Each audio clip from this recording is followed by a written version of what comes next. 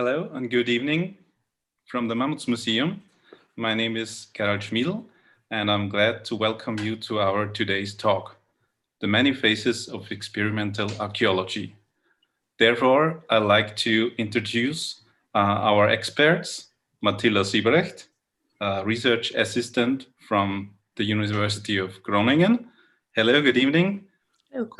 Guten Abend. Yes, guten Abend. And of course, Franz Pieler, our chief scientist of the Mammoths Museum, Aspan. Hello, Franz. Hello, everybody. Yeah. If you have any questions, you have the chance to write us an email during the whole talk. It's online at mammoths.at, or write us an SMS or WhatsApp us on 0664 60 499 496. You will also have the information on our website, or if you are logged in at YouTube, you have also the chance to chat. Just write the question in the chat and we will answer it at the end of the talk. Okay, I think that's all from me. The stage is yours, Franz and Matilda. Thank you very much. Yeah, hello to our talk tonight. It's again in English, as you will have noticed, I guess. My interview partner tonight is Matilda Siebrecht. She's one of the faces of experimental archaeology, as we said before.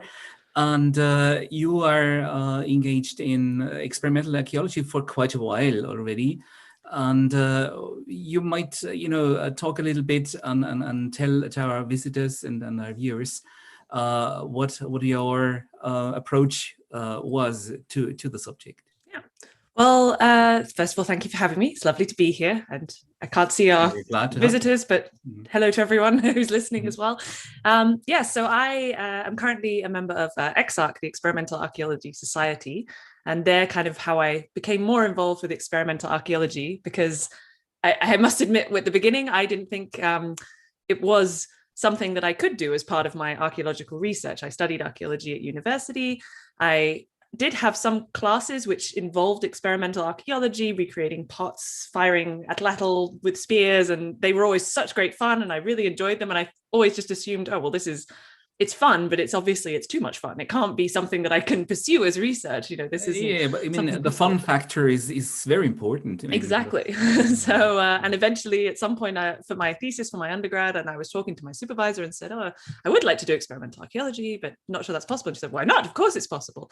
So that's how I kind of got started in that side of things. So it started with Viking age metalworking practices, and I worked together with an experimental archaeologist from Exeter University who specializes in metalworking and blacksmithing, traditional blacksmithing. And then that continued on. So for my master's, I looked then at amber beads in the Netherlands and different drilling techniques. My actual main research methodology is what's referred to as microware analysis, so looking at how objects in the past were made and were used, and experimental archaeology is an essential part of that, because in order to be able to understand how an object was used, you have to be able to understand the use through doing it yourself as well, and creating a reference collection. And so that's why it's still a major part of my research at the moment. So you rather are interested in certain techniques rather than in certain materials. Like, many colleagues in Austria, for example, from university, they would stick to metalworking, for example, or wood technologies and bone, whatever carving. So that's not the case with you then. A little bit. I have gone away from metalworking now, very much so. But so with the microware analysis side of things, you have to be a little bit specialized in order to be able to recognize the traces. Cool. So organic materials, so bone, amber, antler, ivory, that kind of thing. Those are what I'm specialized in. But it's nice because in terms of indeed technology or tool type or culture or period, it's very broad and very open and crisscrossing the field. Yes, exactly. So so that's how I became involved in the process. And then at some point I heard about this Experimental Archaeology Society, and I thought, oh, that sounds excellent. Yeah. So I joined EXARC, and then since then I've become more involved with them, which is also why I'm here today, talking to you. And so through them have also learned more about different types of experimental archaeology taking place in different areas, and they have different conferences and those kind of things, which I guess I'll talk about a bit more in a second. But especially for me, experimental archaeology has become even more important recently in my PhD research, because I look at Paleo-Inuit technology and objects. Okay. And of course, any research that looks at Arctic or indigenous heritage, it must involve modern indigenous populations as well. They are far better than me. They know what they're talking about with these things. So it requires the involvement of, for example, modern indigenous Inuit needleworkers or seamstresses for the work that I'm doing at the moment. So it's become not just necessarily a research method, but also a form of almost decolonizing the practices of archaeology in certain regions of the world. And the interaction with the indigenous artisans and experts, we will delve into a bit later in more detail as one of the aspects of experimental archaeology. You mentioned you're in EXARC. I mean, we, of course, and my personal approach to archaeology was quite a classical thing. I mean, I specialized on early Neolithic, which is not the typical field for experimental archaeology. Well, we'll see. I think I'll show you pictures afterwards where we have some experiments about early Neolithic, especially on wood technology and building of a well, which we have here in Aspern. But in Aspern, in the museum, we have the experimental archaeology is a very long-standing tradition, and we're very happy that we could enter into a cooperation with EXARC for a very, very nice exhibition, which is on display this year and probably will remain for next year. Which is a good occasion. Of course, next year we will have 40 years experimental archaeology in Aspern, and we'll have some festival or celebrations there. So much you can tell already. Yeah? As long as the crisis, the COVID and thing, whatever permits. Well, fingers crossed. Yes. And I might just give a short overview, if it's allowed to me, and share my screen and show a few pictures about experimental archaeology in Aspern. We have here now, I found this a very nice picture. I mean, experimental archaeology has been a fixum in Aspern ever since. So it was opened in 1970. And many of the open air compartment, many buildings were created using traditional technologies, or even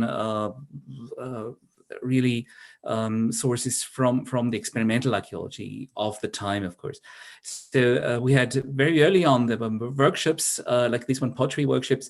I found this photo from 1983. You realize the garments the people wear here. So it's a lovely period picture. And the colleague, I don't know who it is probably one of the students, and he's doing some pottery recreation here. How does it go on? Sorry. It's kind of stuck. No. Sorry. Always the case when talking about traditional technology, and then we go back to modern technology, and it always fails us. It fails a kind of. How do we get on here? We should have done some nice rock paintings, behind us. Indeed, yeah. That's a bit of a shame now. Do you see my screen? I can see the first slide. Yeah. Yes. Yeah. Okay. Sorry. Oh, that's a really shame now.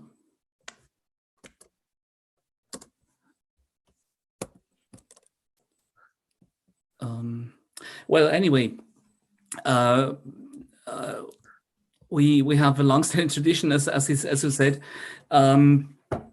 Probably we go back to the topic we wanted to talk about, which are the many phases of experimental archaeology, and there is well, to start with, is traditional technologies, of course, and the different approaches, of course, which is science on one hand, but also traditional technologies. We were mentioning this before, and I guess in EXARC you have plenty of experience with bringing together people from all sides. Well, that was, I think, one of the kind of aims of EXARC, you could say, is to indeed make an accessible platform where everyone who's interested in the different aspects. So actually, EXARC, it's 4 kind of pillars, shall we say, of the society. So we have experimental archaeology, but also open air museums, interpretation,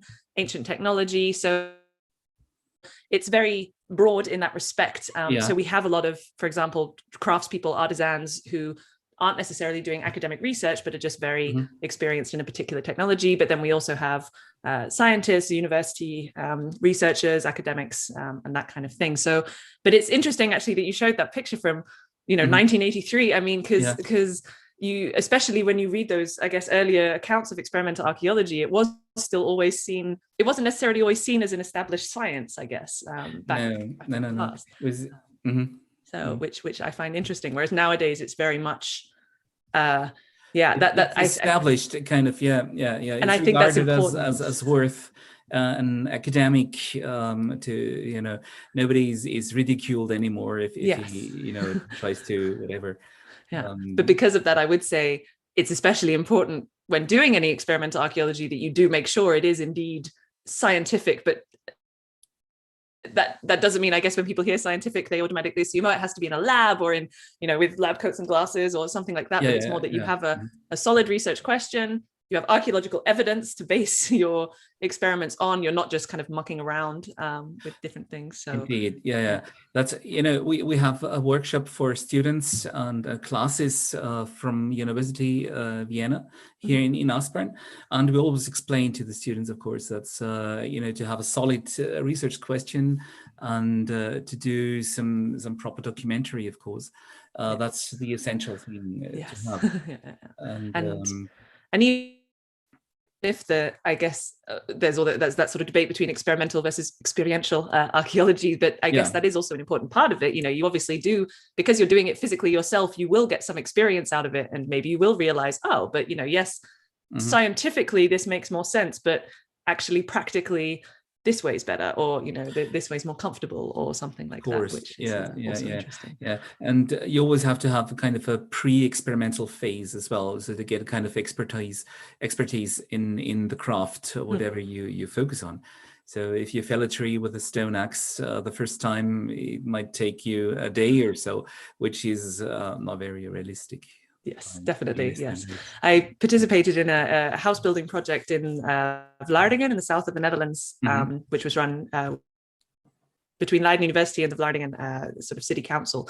They're building a experimental archaeology, sort of not really an open air museum, but more an educational center, shall we say. Okay. And I helped out with building the first Neolithic house. And it was indeed, we were using stone tools. We were also doing microanalysis on the tools alongside it. So we were making sure to document how long you're doing, but we had 2 prehistoric technology experts there with us who have a lot of experience in this thing, and it just felt so you'd be there for 20 minutes trying to fell this little tree, and then they'd come along and in 2 minutes would just be this side would be down, and it's like the experience is not for nothing. Which is also then why it's very important to also include the artisans, the crafters, who may not be classified as sort of scientific researchers, but they have the experience and they have the knowledge that maybe the archaeologist doesn't have. So of course, that collaboration is. Well, I can tell you, I do courses in flint, chipping flint for the students, and of course, if you get a kind of a routine, it seems quite easy, but in fact, doing this with students, it turned out that the most important tool is the first aid kit. Yeah. I remember that from my first flint knapping experience. I completely shaved everything off my fingers. Yeah, indeed. So yes, so the experience side of things, I think, is also an interesting part of experimental archaeology. If you already have sort of a craft knowledge, or if you already, or even just a bit crafty, or kind of understand how materials work, I think that's indeed. Well, we had a couple of weeks ago, we had a talk with Sue Heiser, and she's you probably know her. She's expert in glass beads. And she comes from the arts side, and she's an artisan. It was a very lovely talk, and a very interesting indeed, and lovely insights into her work.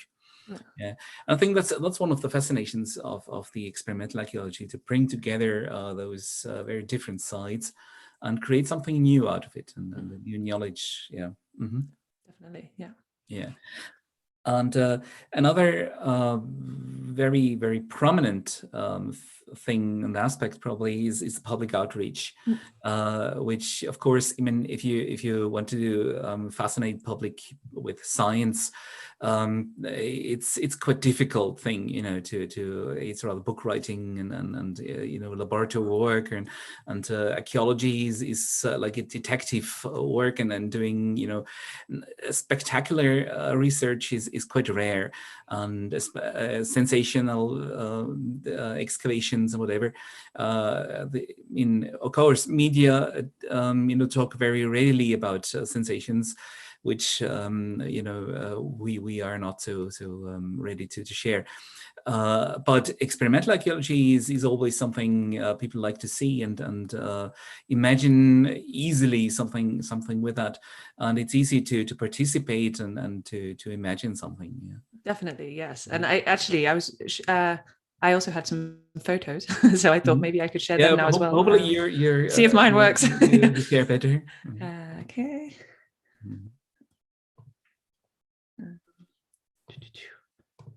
Yep. Hopefully, that's up. So these are some photos that some of our EXARC members were kind enough to send in. So these are from the site in Germany. So this one's of a iron smelting furnace. And I mean, even just looking at this, I mean, even if you don't understand what it is, even if you know nothing about archaeology, it's going to be interesting. Fire burning, there's action. There's fire, there's a chimney, there's all sorts of exciting things going on. So it's sort of a perfect example of something that really catches the imagination of the public, which I think is really nice. And then you also have this is from the Mittelaltercentrum, sorry, apologies everyone for my pronunciation, in Denmark, where they were conducting experiments of firing trebuchets with burning fire. And I mean, again, I heard about this. Who wouldn't be interested in that? It must be very impressive. Even if you have no interest in past or anything, it's something. It's definitely I think it's a nice way to physically show something and indeed pique the interest. And unfortunately, as you say, in the media, there's a lot of archaeological research that's really fascinating and really interesting. But if all you have is even my research, just a microscopic picture of a needle, it doesn't look that interesting if you don't know what it is, whereas a picture of something like this would immediately grasp the sort of public imagination. Which I even heard about, I don't know whether they did that, to hurl, I think a Volkswagen or something, several hundred meters. Oh, did they? I didn't hear about that. with a trebuchet. Yes, yeah. So, there's all sorts of things. And also, I can't remember what other photos. Yes, another, I guess we'll get to this again in a little bit, so I might stop sharing after this one.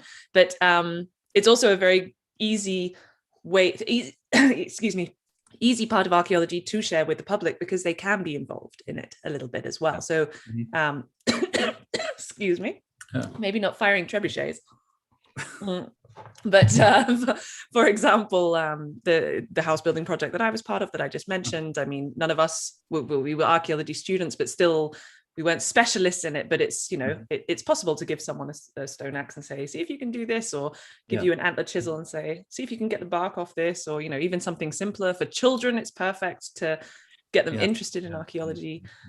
So I'm very much for the sort of accessible dissemination of archaeological research. I think that it's really vital, and especially, I mean, all around the world now, we're seeing archaeology as being declared a null and void subject by a lot of governments, and I think that's because we're not able to express the relevance and the value and the importance of it. And I think a method like experimental archaeology is a perfect way to really demonstrate that and get people interested in that kind of thing.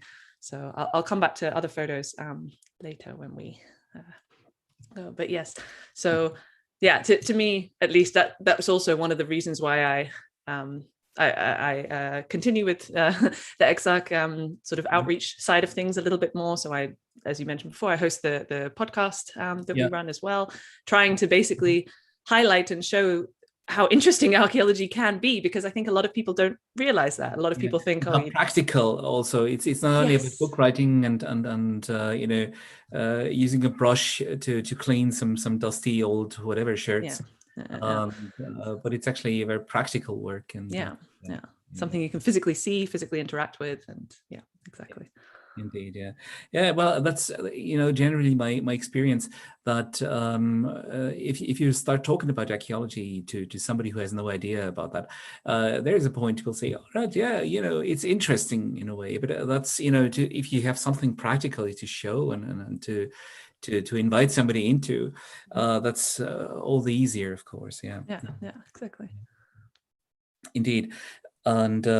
Well, all these hands-on activities, they have become increasingly popular. I mean, that's something that we also do in Aspern, of course. I mean, it's a bit difficult now during this COVID crisis, but we're quite, we're looking forward that it might start, in July probably, so we can restart it.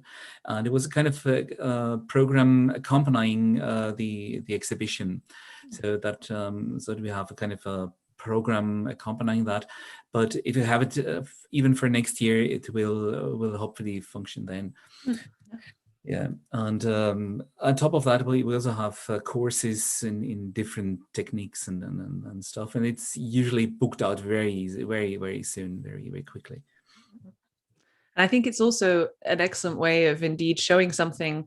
I mean, in today's culture, right? You watch the YouTube videos that are 3 minutes long, and you watch it. You don't want to necessarily watch a 2-hour-long documentary on something. And it's similar, I guess, in archaeology. You don't necessarily want to attend a whole field school of excavation to find one arrowhead, but you do want to go and look at how the arrowhead is napped and how it's attached, and maybe try firing the bow. And it's sort of a quicker and easy way, I suppose, as well to. Yeah, but if one is really interested in making a bow or whatever, he will spend a whole weekend on that. Yes, exactly. Yeah. It's still more, the practicality and the fact that you can see it from start to finish. With you and annoy the neighbors or whatever.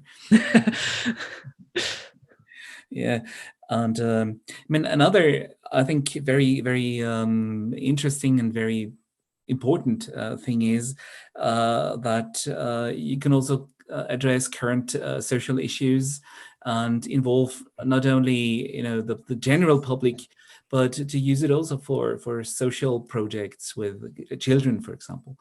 Yes, we have. I mean, that's the point with the traditional crafts experts, for example. Mm-hmm.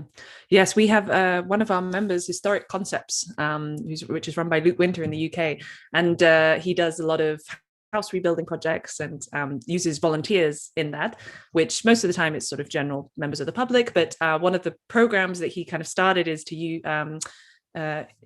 use sounds bad, but encourage children to join the projects.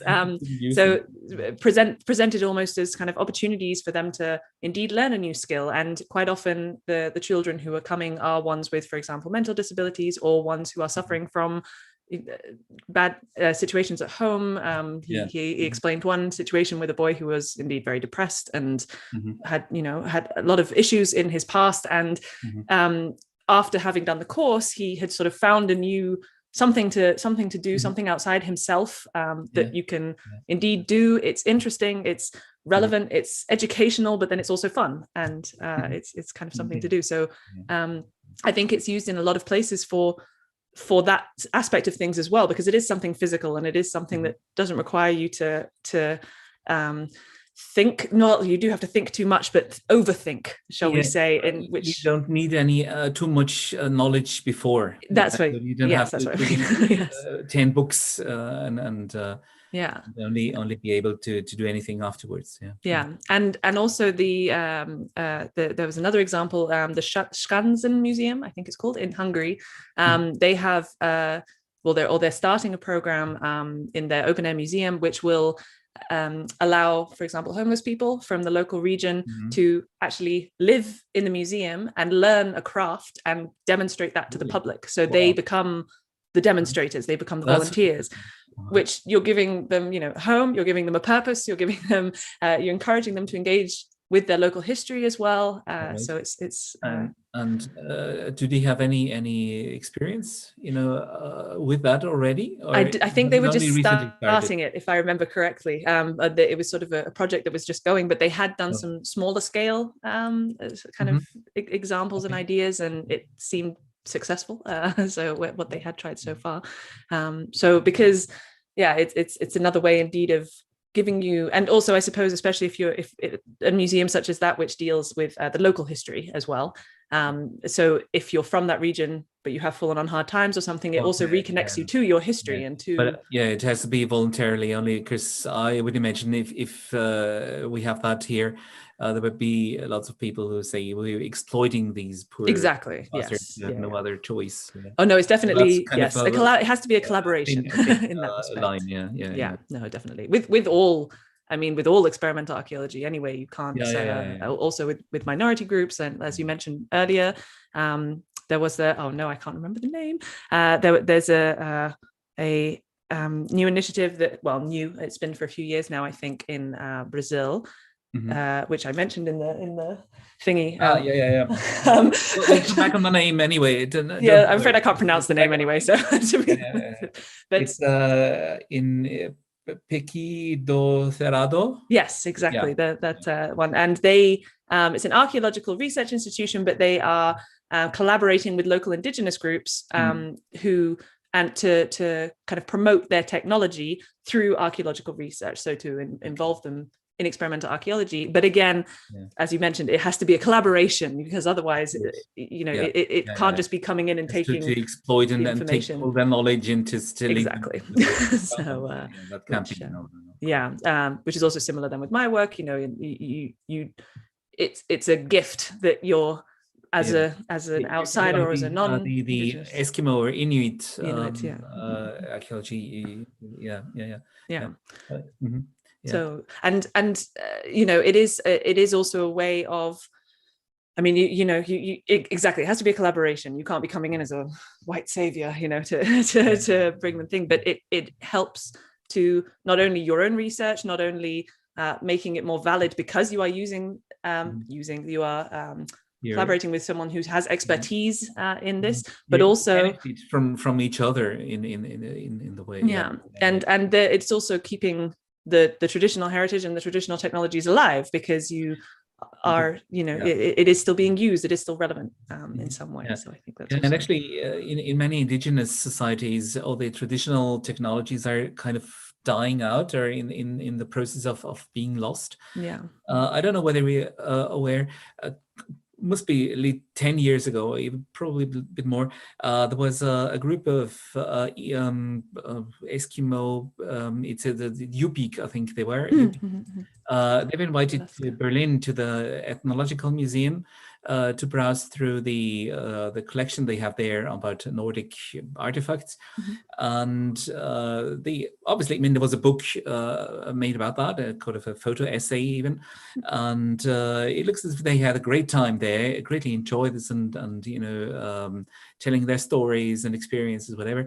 And it was recorded, and scientists there benefited from that through that they got knowledge about the use and probably the proper names of the tools and whatever.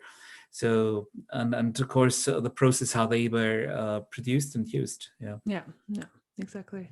So and I think also experimental archaeology is the only way that these minority groups, be they indigenous groups or other minority groups, can be involved in that way in archaeology, because I know, for example, in Arctic Canada, you're not allowed to, for example, start an excavation unless you are a a qualified archaeologist. In order to be a qualified archaeologist, you have to have gone to university at one of these universities. Well, and it's pretty much the same for a lot of groups, that's just not possible. So it's the only way that their voices can be heard in archaeological research as well. Quite often is through this collaboration in experimental archaeology. We had one of the programs we had was a talk with Hans Reichreiter from Naturhistorisches Museum in Vienna. And they did experiments about rope making. And it turned out there's no traditional rope maker in Europe anymore, probably somewhere in Poland, but he didn't contact them. But he went to, I think, was it West Africa, I think? And they went there and had a workshop together. And it was an awful lot he learned there, and was absolutely fascinating to see that the lessons learned there. He could actually reconstruct an Iron Age rope from which was found in Hallstatt. Yeah, nice. I might actually just share my screen quickly again to show the picture. While I've had them, so I may as well quickly share them and to show. So this is also from another of our EXARC members, Basma Khalil, who works in Egypt on ceramic technology.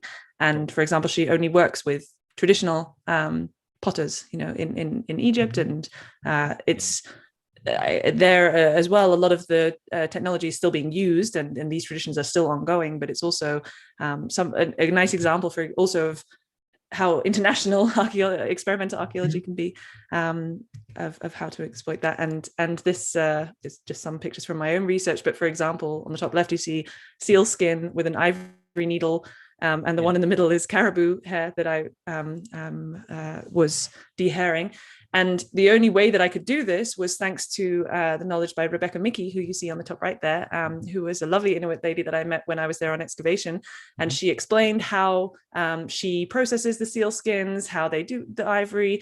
Her husband was telling me stories about his father and how he used to make these ivory needles and all this kind of thing. So without that knowledge and without having been there and actually spoken with Rebecca and with her husband Solomon, I wouldn't have been able to do my experiments for my microwear analysis, which is looking at the needles. So, which is another thing that is often in archaeology, we get no clear answers. So just if experiment works, it doesn't necessarily mean that it's the only way it was done. Exactly. But if you can actually ask somebody who did that, or who's an expert in the technique, yes, you get a bit more security and uncertainty. Which actually relates a little bit as well to to these. These is just some other photos while I'm here as well from the University College Dublin Centre for Experimental Archaeology, just related to what you were saying there about the fact that we don't really know what could have happened, but have different things. So this is an example of one of the little roundhouses that they were building. And for example, I think actually with this one they did have really nice evidence of the wall structure and everything. But with a lot of house reconstructions, I know all you have left at the end are the kind of holes where the posts went. You don't know what the roof looked like. You don't know any of these sort of things. And again, so experimental archaeology, if you have someone who has more experience with it, who either an Iron Age roundhouse, maybe we can't ask them nowadays. But if you understand a little bit about the processes or how it might have worked, then that can provide a lot more context for your research, and it can also then lead you in a bit more, hopefully, the right direction. We hope anyway, for this kind of thing. So I think there was another one as well from the University College Dublin where they were building a cyst burial. And again, you have the burial, but then how were the stones moved? How are all these things done? So again, it's sort of the process of experimental archaeology. It's still, you still need clues from somewhere.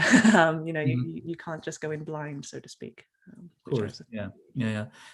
But are there not some traditional societies who did some megalithic buildings just until fairly recently? Probably. I am afraid I do not know, but I imagine. I'm not quite sure now, but it's somewhere in Micronesia, or Southeast Asia, I think. I've seen photos from must have been 1920s or 30s, where it looks really like a recreation from the megalithic period, like some 50 people towing a huge block of stone on kind of wooden sleepers to build some, I don't know, for a chieftain or something. Yeah. Okay.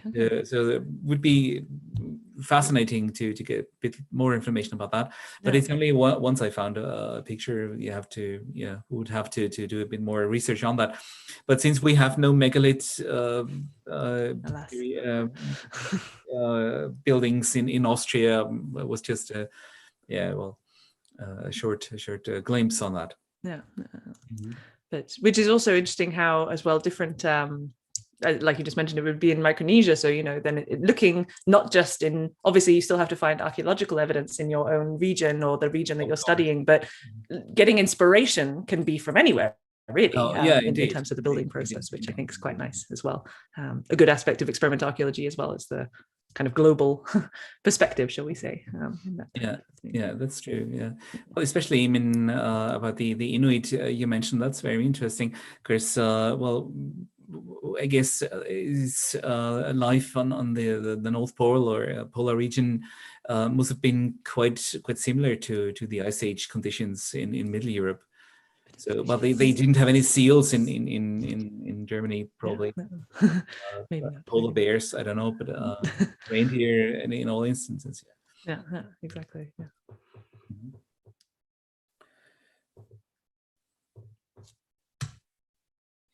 Yeah. Okay. Shall I?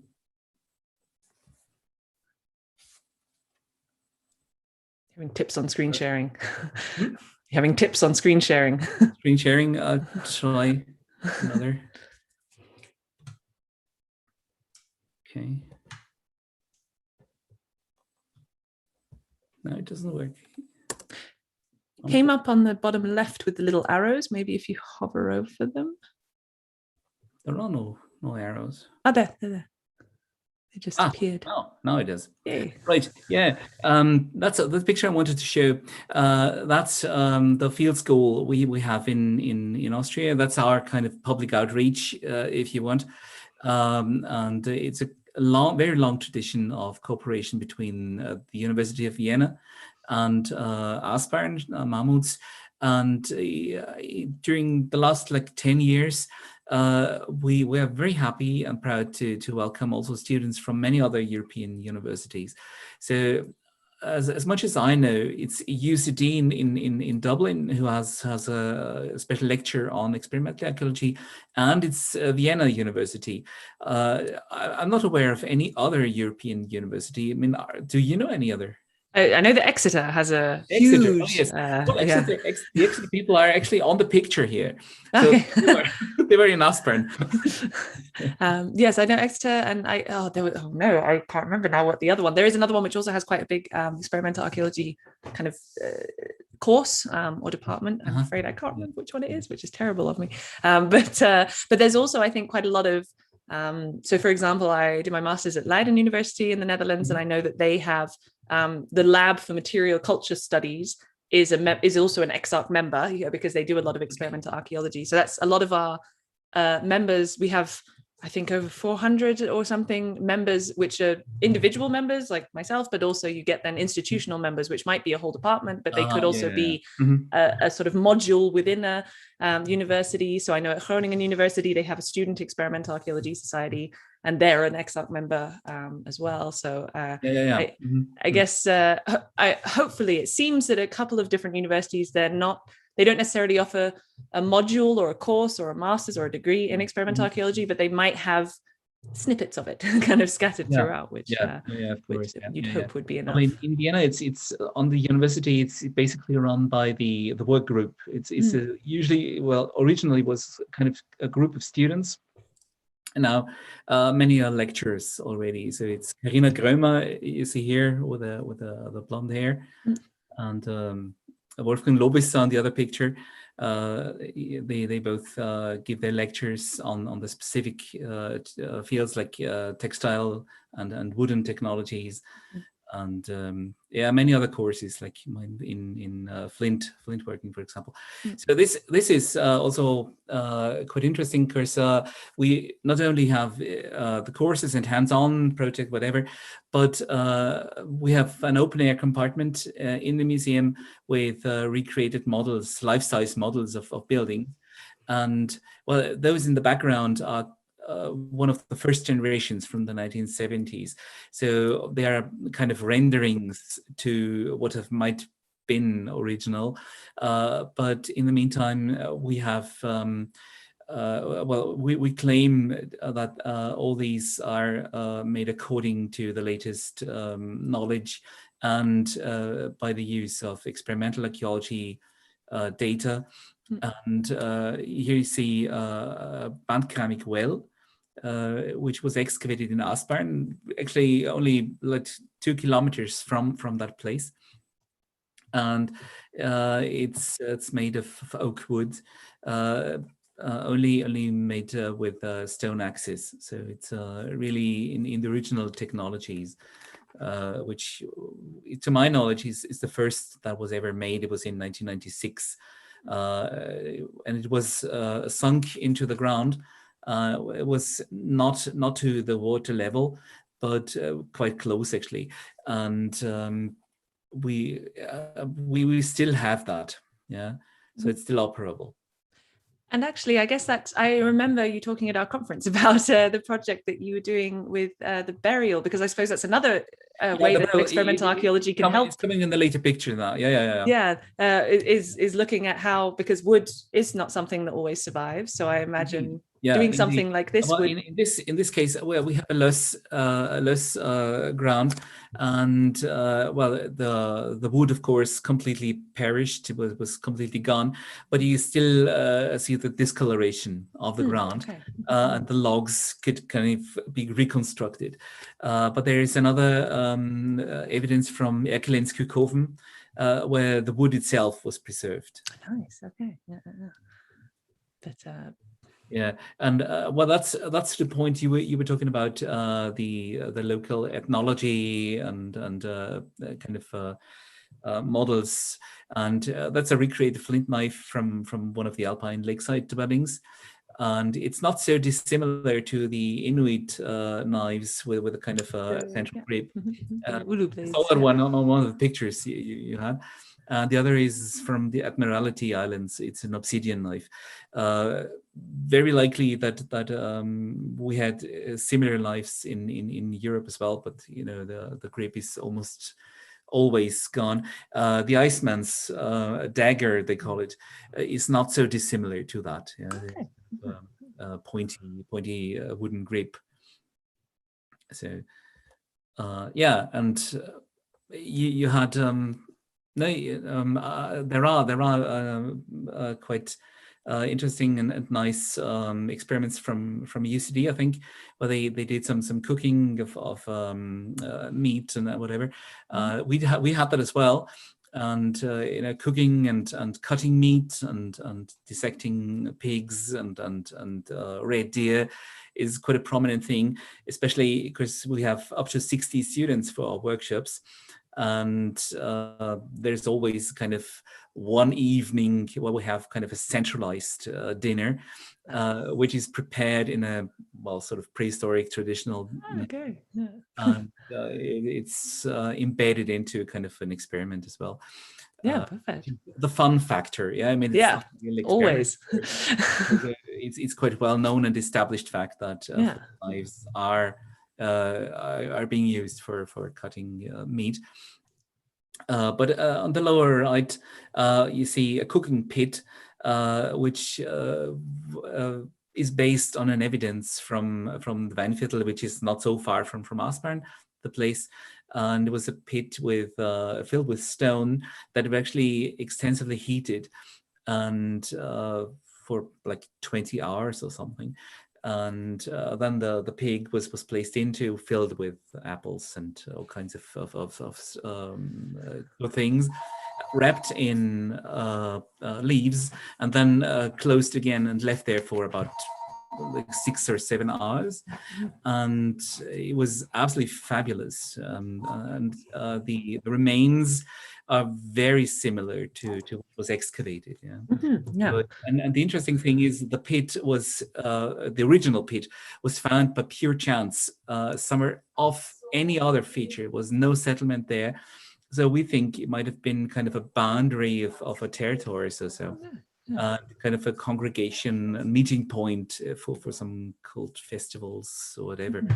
So this would have been a very nice thing, and it was absolutely delicious. One of the best pigs I ever had. For which I guess is also, like you say, that's another interesting part of experimental archaeology. It shows you kind of what's not there as well, because if you prepare something and then it's only the remains that are left, those remains can also be compared and get another clue. Indeed. Yeah. So sort of preservation, I guess. And that's the burial tomb you were referring to. So we had actually a long history of cremations and all kinds of burials, fire, and so with several pyres and stakes and whatever, and that's, to my knowledge, the only body interment that's in place in Aspern at the moment. We plan to have it for some 20 years and excavate it afterwards. The rules of science and whatever will there be in 20 years from, probably we don't need to excavate, so we can just x-ray or something, I don't know, but we'll see. Just look with our special goggles, some things, and changes of the material. So basically the bone, textiles, of course, and in the surrounding of the metal. So you see a knife here and a small hatchet, and there's a bronze sheet belt underneath that coat. We hope to produce some nice skin imprints and so. Right. Yes.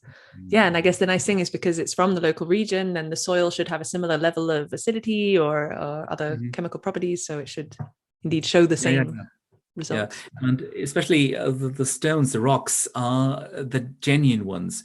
So that's burial mound number 26 from Pitten, which was excavated in 1970, and it was transferred stone for stone by the excavator to Aspern, and built up here for the original park. And in 2012 it was removed. Of course, was reestablished. The park was a bit altered and changed, but the stones were kept, and they were just piled up in the backyard somewhere. And just there we wanted to build a new facility next year, and so there was a question what to do with the rocks, and said, well, just rebuild the mound. That's here, and to give it a bit more sense, we built that into this. So that's really interesting. They use the same rocks. I never heard of that being done before. Yeah, it's as genuine as it can be. Yeah, exactly. That's because obviously, indeed, one of the main things about experimental archaeology is that you have to use tools that would have been, especially for my research, especially because I'm looking at the microscopic traces. So if you use a modern tool, it looks very different to the ancient tool, should we say? Using valid materials is really, but this is the ultimate valid material. Yeah, indeed. Well, the only concession we made, the soil wasn't removed, with shovel, but we had a tractor and the trailer. Yeah. So it was not only with a wheel. I don't think that'll change. That's the only thing, actually. Yeah.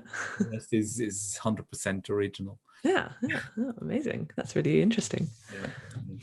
I see documentary was also with drawing and photograph, of course, and 3D scan or whatever.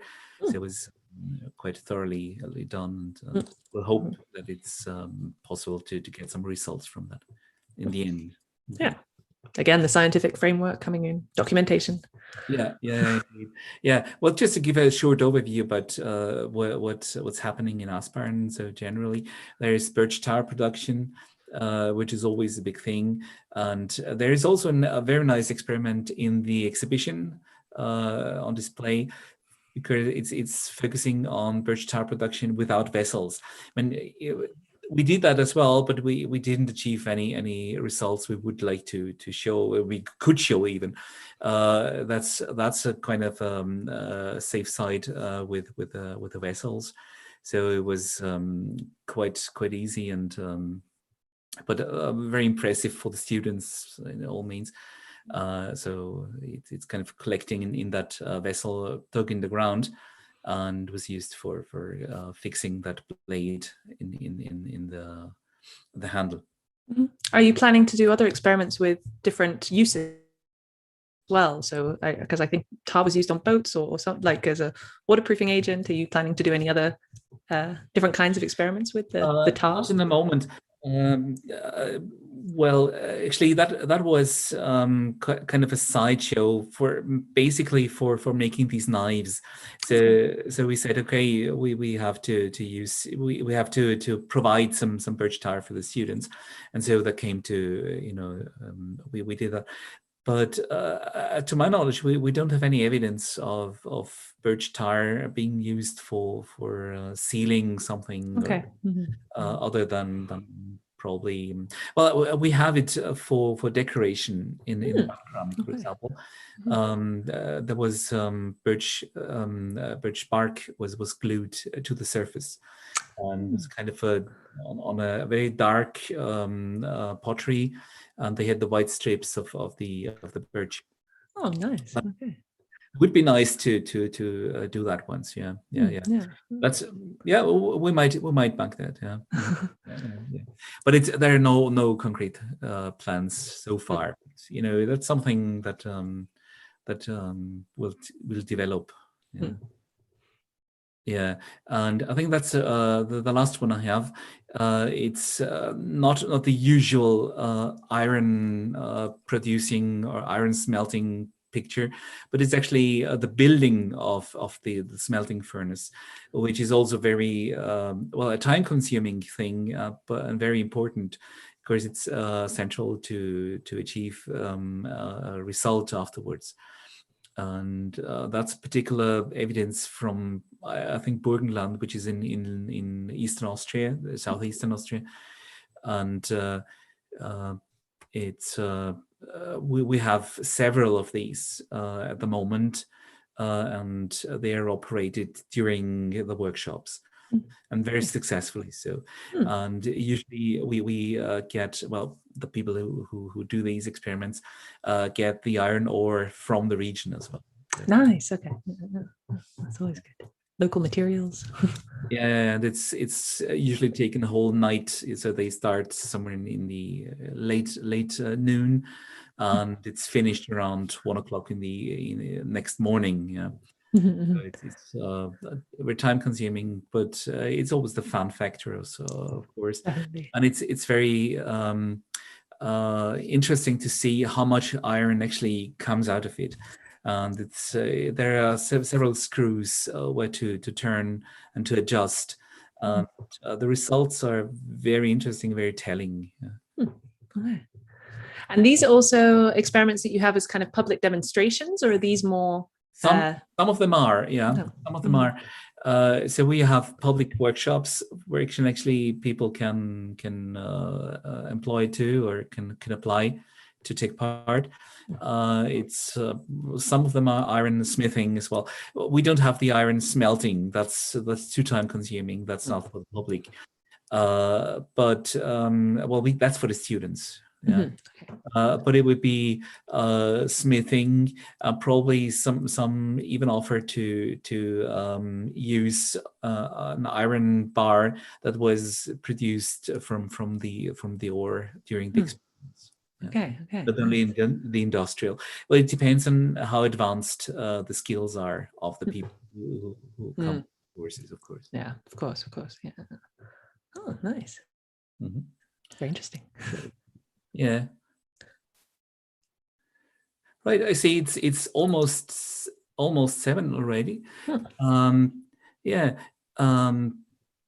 I'd like to ask if there are any questions, Gerald. Anybody wants us to ask? Yeah, sure. I just sorting out the questions. We have Ooh, sounds exciting. more than one. Let's see. Yeah, one question to Franz. Yeah. Which experiments did you run in the past? Which did I run? Experiments. So I don't know. I think the viewer means what kind of experiments did you make? What kind of experiments did I make? Yeah. Well, we did several things. We did a lot of in flint, chipping flint, with chipping with a chisel and a punch. Several techniques. Then one of the first actually we really published was about making clay figurines in the Paleolithic. So there are some from Krems and from the Pavlovian in southern Moravia. There are some clay figurines from the Paleolithic period known, and we wanted to know how easy that is, especially they contain a high percentage of loess, and how easy it is to make these models and to create that. And we actually got some genuine sediments from the region of Krems, and we did that, and actually it turned out it's very easy. And we even achieved that the fingerprints are still visible on the surface. So that's something you have on the originals as well. And well, of course, then we had the thing with the burial tomb and several others. The birch tar, yeah. Well, it's we have something in mind, yeah, still, but it's we'll see how that comes. Mm-hmm. Okay, thank you. Then the next question is for Matilda. What experiments are you going to do next? Do you have any things planning? Yes, actually, that's what today I didn't because it was too hot and I couldn't grip the needle. But I'm doing a lot of sewing experiments at the moment, actually. So I'm looking at the needle assemblages from Paleo-Inuit contexts and trying to basically determine what kind of skins they were being used to sew, how they were being held, how they were being used, which in order to get a nice reference collection, which we talked about earlier, I need to do a lot of sewing. So I have a lot of different types of skins on my balcony at the moment, and different kinds of needles. So that's mainly what I'm focusing on at the moment, is a lot of sewing, which is very interesting. It's definitely a bit more difficult than with my nice sewing machine, but it's because it's with bone needles or antler needles, and then sewing through seal skin and caribou skin and fox skin. So yes, it's definitely very interesting. So that's what I'm focusing on at the moment. That's the next one. Quite different from sewing with a metal needle, I guess. It's the main problem as well is I made the needles because I'm looking at the use wear traces on them, so they had to be made using traditional techniques as well, otherwise that would confuse the traces, and it took me a while to get the hang of how to make them, but definitely the first couple I made are quite big, and then you realize why needles are so small when you're trying to push it through a bit of leather and you're going, it's not going through. So it's it's definitely a very different experience, but you do get the hang of it after a while, and you sort of get a little technique. I also look at, I was lucky enough to look at ethnographic collections from historic Inuit clothing. So which they were later, they were more kind of the 1500 AD rather than what I'm looking at, which is 800 BC, but still were likely using bone needles at that time. It's sort of unknown. And I look at the stitching pattern and see if I can then replicate that so that I know that I'm using kind of the same technique. But yeah, so it's, that's what I'm doing at the moment. Yeah, okay, thank you. So the next one, yeah, it could be for both. Yeah, I think so. What was the most interesting experiment you ever did?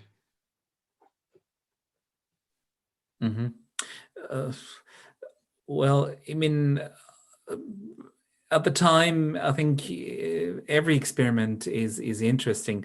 So I couldn't really say now which was the most interesting. No favorite. Generally speaking, the most interesting experiment is one that doesn't work, because it makes you start thinking about what's wrong and why it didn't work. Yeah. Mm-hmm. I have to say, for me, it was probably the metalworking experiments that I mentioned at the beginning, because I had never done anything like that, and it was really, you're learning a new skill as well. Luckily, the blacksmith that I was working with, he would create the sort of control pieces for my experiment, so it wasn't just me providing the data. He also provided data, which was very nice. But it was very, I was looking at seaweed and how seaweed was used in my Viking metalworking techniques in Iceland. And so because we found charred seaweed remains in a smithy, and so I was basically using them in all sorts of different ways. So looking at actual what's it called? Burning the seaweed to heat up the metal, but also using it as a flux when welding two pieces together. I made tar out of it. I did all sorts of things. And actually, the reason why that one was particularly interesting is because at some point when it was all happening and we were burning the seaweed, and I don't know if you've ever burnt seaweed, there's a reason that weed is within the title. It definitely had a very particular smell, and you started getting a little bit woozy and all of this kind of thing. You're probably aware, of course, that Viking blacksmiths, sort of the mythology and the legends surrounding that is that they had these magical properties, and they were sort of connected with the gods and this kind of thing. And it did then get you thinking. It thought, well, maybe it was kind of a, they would. I might say that's probably the reason why the kelp burners in Ireland were on the beach. Yes, exactly. Yeah, we were in a sort of smithy, and I was going. And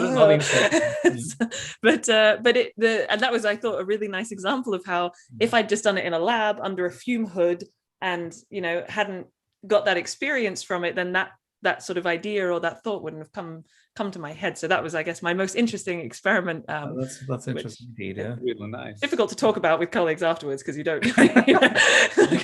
But you could still remember it hadn't that effect. That was an interesting experiment, definitely. Okay. Yeah, I think, maybe both can answer. Is it possible to participate in such experiments? Is it necessary to have any scientific knowledge? Or, for volunteers, maybe? Is it possible? Sure. I planned something about wooden clubs, so there is no knowledge necessary. No, in generally, it depends on the project, of course, but in general, there is no scientific degree or whatever necessary before. It's advisable to have some skills or some technological experience, but it depends really. Yeah. Well, sometimes it's even good not to have any knowledge beforehand. So you're not how to say not biased or balanced. Yeah. Biased. Yeah. Sorry. Yeah. Biased. Yeah. Mm-hmm. Yeah, I would agree. I think it depends on the project, of course, because as you mentioned earlier, Franz, doing iron smelting, health and safety wise is a little bit of an issue, and maybe you would have to know a bit more about that, just because material costs are higher, or something like that. Like you can't really afford to have too many mistakes made. But I also definitely agree that in general, actually having the enthusiasm for it, having a little bit more maybe crafting expertise or creative expertise, and just being willing to have I think the main important thing is be willing to have an open mind, be willing to experiment. That's the whole point. And but definitely experimental archaeology, as we mentioned, is one of the few ways that you can involve the public and non-specialists. So if you are listening as a non-specialist, please do become more involved. We also through EXARC offer quite a few different workshops in different types of technology as well. So it's not necessarily a research project, but just teaching skills. So you can, our website's exarc.net. Please do check it out and have a look at there as well to find any projects that are going on that might need volunteers. Yeah. I think the next question suits to the thing you said now. Can EXARC arrange first contacts with experimental archaeologists around the world. Yes. So if you want to, I don't know, go to Canada or somewhere else, and is it possible to get in contact? Definitely. Actually, that was one of the main reasons why I became so involved in EXARC, was because I was really struggling to source material for my experiments. I needed amber for my bead drilling stuff. For my PhD research, I needed caribou antler, seal skin. Like, where was I going to get any of these things?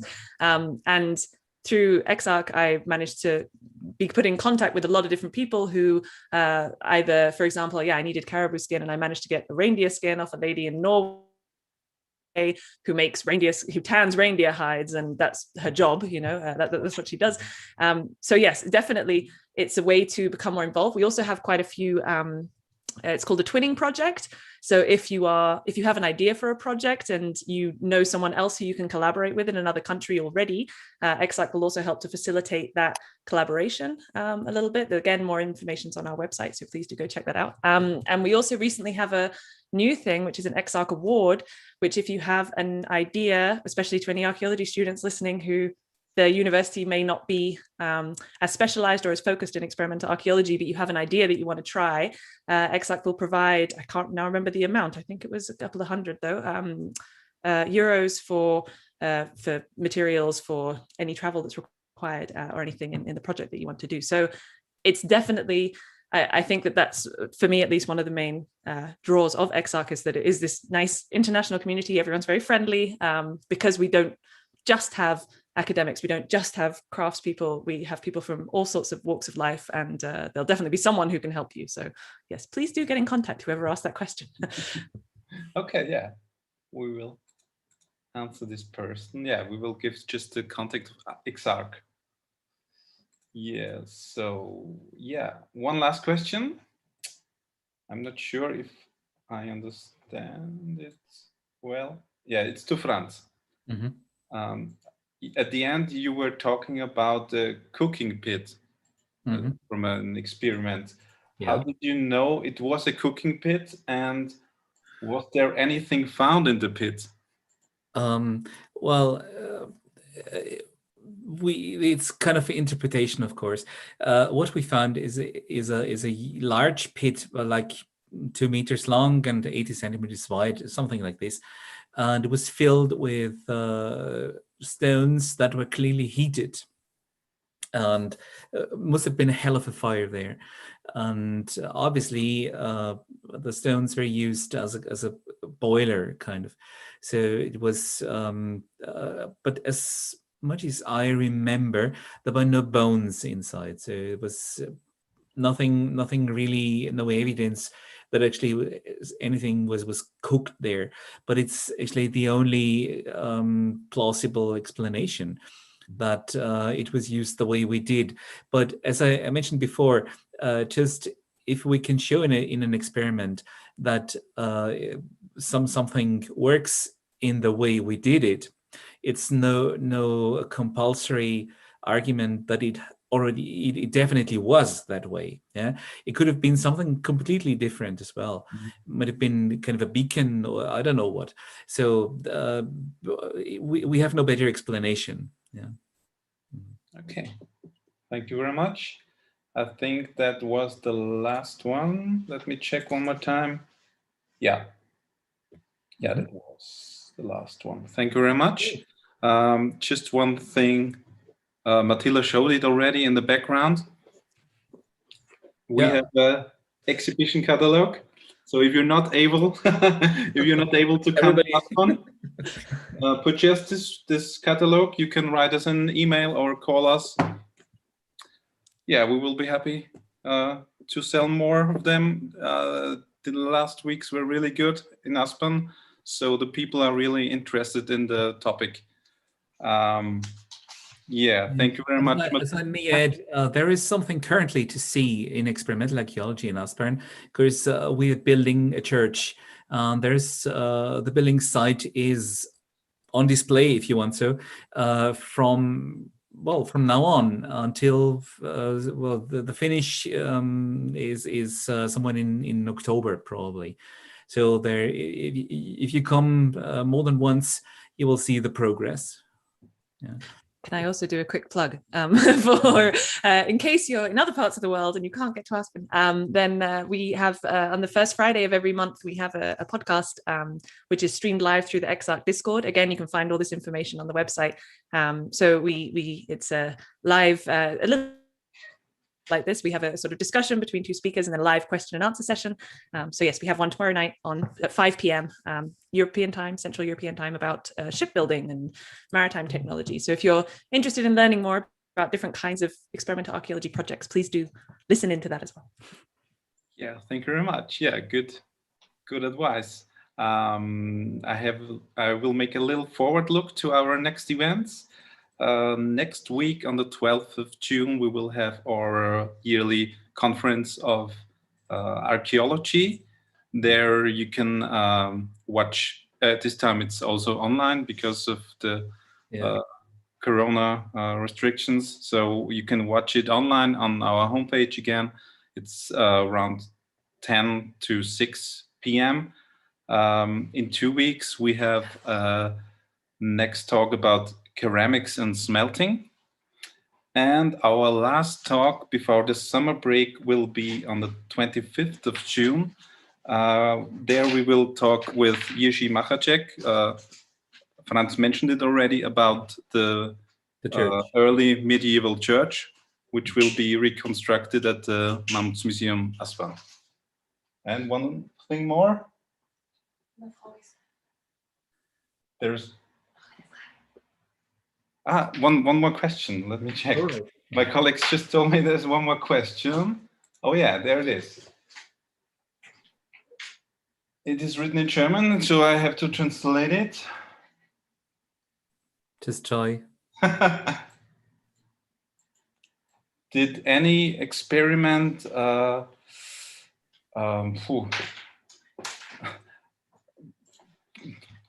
brought you a big kind of wisdom or a real new scientific sensation? There are certainly experiments. I mean, not for me personally, probably, because I'm not so much into experimental archaeology myself, like that I would do so many experiments. But there are definitely experiments which help to enlighten certain questions, no doubt. I'm trying to think of an example, but I mean, there are so many, but I'm trying to think of any groundbreaking thing. It must be. Oh no, I feel like a failure now for not knowing any. But, the effect, yeah. Well, one which I found personally very interesting and really I wouldn't know any other approach other than through experiments to get to know that, is actually mentioned in our catalog. It's about this lost facts technique from Egypt, from these Kubit al-Hawa molds, who consist of several layers of clay. And they actually tried it out and found out that each layer has a specific function within the process of smelting. And I don't know whether they had, if there was any other way of finding out other than just experimenting. And that's really that was a really interesting thing. If you want to know more about this, just get the catalog and read it. Yeah. But that's one thing that comes to my mind. Yeah, I did also just think of one actually, which a colleague of mine from Leiden University was looking at, and people might have seen it also in the papers and in things, because it was quite a big story. He was looking at tar, different kinds of tar, and how the complexity of that was required in order to make the tar, like the mental complexity required, and the results kind of showed that actually the one that would have been made by Neanderthals requires very complex thought processes. It requires a lot of different chemical reactions. It requires all these different things. So, which then suggests that Neanderthal cognitive abilities were significantly higher than what had sort of previously been assumed. I think there's been a lot of research into sort of Neanderthal cognition and in the last couple of years, but his was one of the experiments that sort of provided more evidence for that argument were these ones that he did, looking at different kinds of tar production and how well things work, how well things stick, that kind of thing. So that was maybe one by Paul oh, he's going to hate me now because I can never pronounce his last name, Kozovics, I think, from Leiden University. And there's a project going on now at the Delft University in the Netherlands, which is expanding on that research. So if anyone's interested in checking that out, then have a look for Delft University Adhesives Project. I think it's something like that. Okay, just one last check. Yeah, no questions. My colleagues say no. Yeah, thank you very much, Matilda. Yes, thank you. Thank you for having me. Franz. Thank you very much indeed. It was a great pleasure. Yeah, let's end this talk. I wish you a good evening, also our visitors and viewers. See you next time. Good evening. Good evening. See you. Bye. Bye. Bye.